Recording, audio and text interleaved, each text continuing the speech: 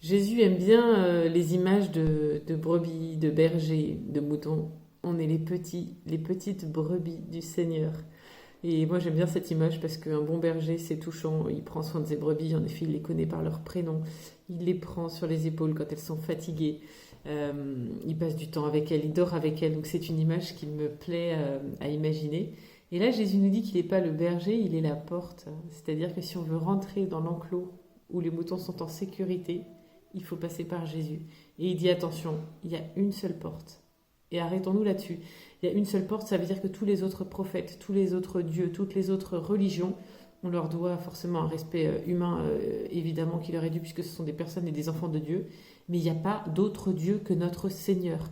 Donc parfois on a envie de dire ouais mais on a tous le même Dieu finalement on s'y retrouve. Non, en fait quand on dit ça on est dans le mensonge parce que on ne, on, Dieu nous a dit tu n'auras qu'un seul Dieu en fait. Alors en quoi croit-on? Si on croit vraiment qu'il y a un seul Dieu et que notre Seigneur est le Père de Jésus, le Créateur du monde, oui, il y a des points communs entre les religions. Mais il y a un seul Dieu et c'est le Dieu des chrétiens. Et Jésus est ferme là-dessus en disant tous les autres prophètes, toutes les autres religions, ce ne sont pas les bonnes. Il y en a une seule, c'est celle-là. Et nous, on a la chance d'avoir un Dieu qui s'est incarné et c'est Jésus. Voilà, je vous laisse réfléchir sur ces paroles et je vous souhaite un bon dimanche. À bientôt.